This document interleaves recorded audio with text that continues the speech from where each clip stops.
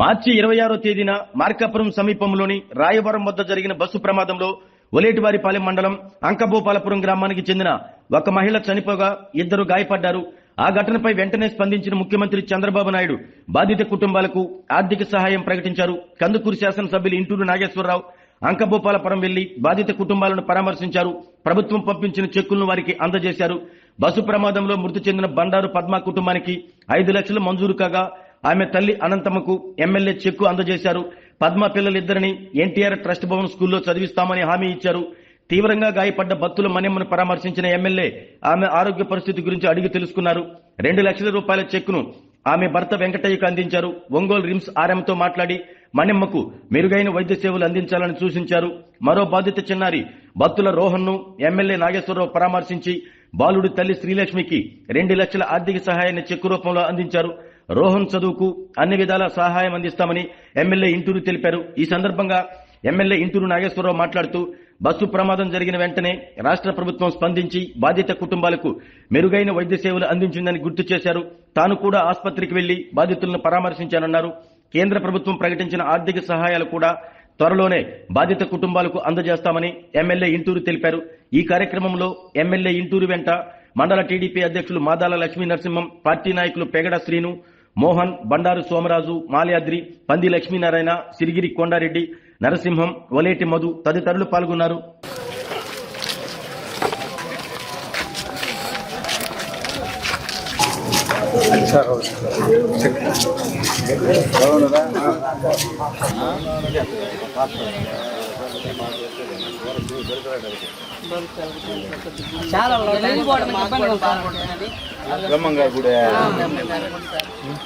స్తంభాలన్నీ మారుస్తారు మీ ఊర్లో.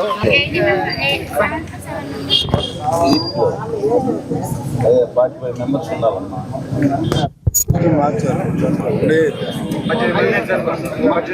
నేను చెప్తాను నారేమ్మ ఒకసారి చూస్తాను.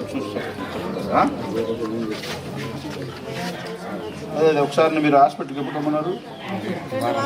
పోయే రోజు నాకు చెప్పండి, నేను చెప్తాను. డాక్టర్ ఏదైనా చేయాల్సి వస్తే మళ్ళీ సర్జరీ చేయించేసుకో. అట్లా పెట్టమాకు, పిల్లలు పెట్టమాకు. నేను చెప్తాను డాక్టర్. ఓకే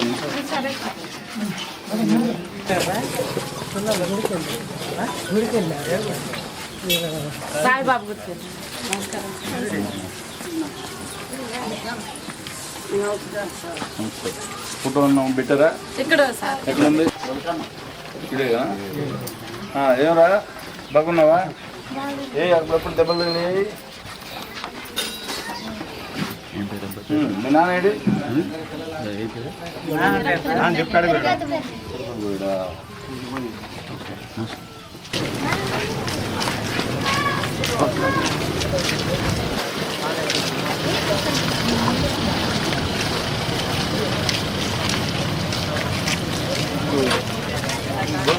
సిట్టే పోతుంది. అంత బాగున్నదా?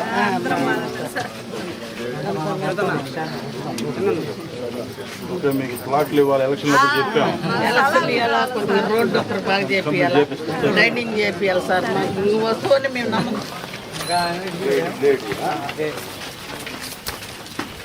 ఆమె కూడా ఉందా? రెండు ట్యాక్స్ లేదు కదా సార్.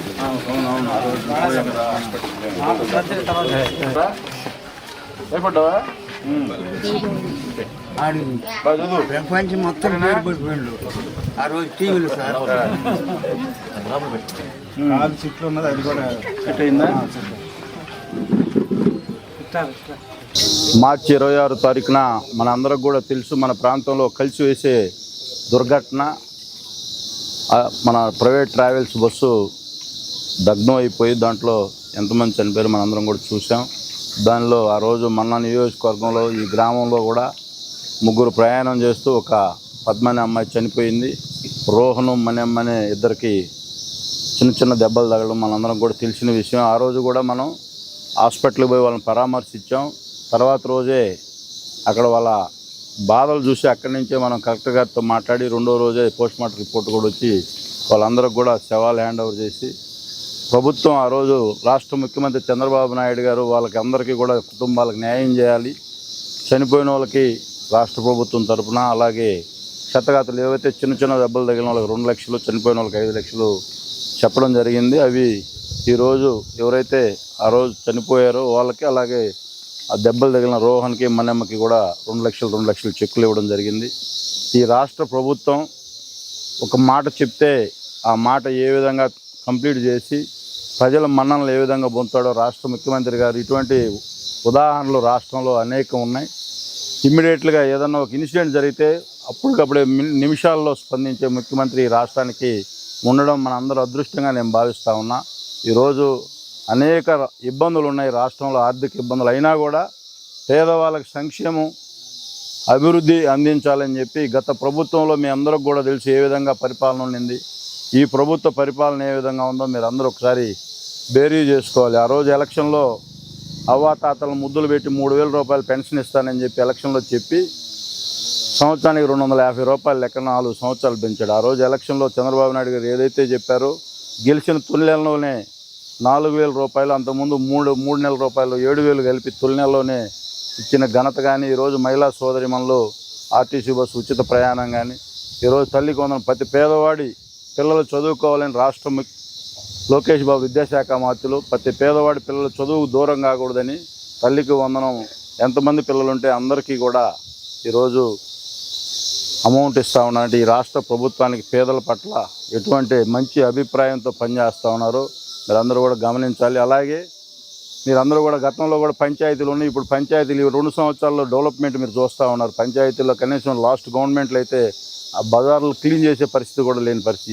ఇప్పుడు ఈ 2 సంవత్సరాల్లో ప్రతి 15th ఫైనాన్స్ ఎప్పటికప్పుడు ఖర్చు పెడుతున్నారు ఈరోజు పంచాయతీల్లో.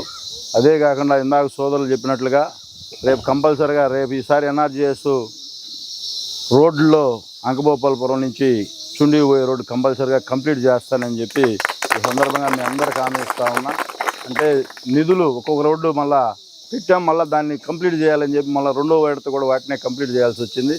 ఇందాక మీరు అన్నట్టు సోమవారం మన మండలానికి ఎక్కువ ఖర్చు పెట్టాం, పక్క మండలాల వాళ్ళు మీ మండలానికి పెట్టుకుంటున్నారు అంటున్నారు. తప్పకుండా మీ అంగభూపాలపురం నుంచి చుండికి రోడ్డు వేయించే బాధ్యత నాదని చెప్పి, అట్లాగే ఎంఆర్ఓ గారు కూడా ఉన్నారు. బీసీలు అందరికీ శ్మశానం ఇమ్మీడియట్గా పొజిషన్ లెటర్ ఇచ్చి దాన్ని క్లీన్ చేసి వాళ్ళకి హ్యాండ్ ఓవర్ చేయాలని చెప్పి మళ్ళీ ఈ గ్రామానికి వచ్చినప్పుడు వాళ్ళు మళ్ళీ క్వశ్చన్ చేసే పరిస్థితి ఉండకూడదని ఎంఆర్ఓ గారికి కూడా ఇక్కడ చెప్తున్నా. తప్పకుండా మీ అందరూ ఏదైతే అభిప్రాయం ఉందో, నాకు సొంత మండలం ఇది, మీ అందరికంటే మీకు ఈ మండలంలో ఎక్కువ పనులు చేసి మీ అందరు మండలంలో పొందాలని ఎవరికి ఇవ్వనంత మెజారిటీ ఇచ్చారు నాకు మన మండలంలో.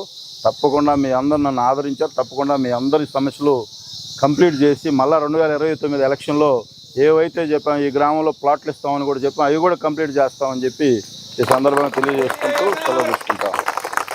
ఓకేమ్మా. ఆరోగ్యమే మహాభాగ్యం అంటారు, కానీ ఆరోగ్యాన్ని నమ్మకంగా కాపాడే స్థానం ఎక్కడ? ఇది ఒంగోలులో మీకు దగ్గరగా మన Venkataramana nursing home private limited.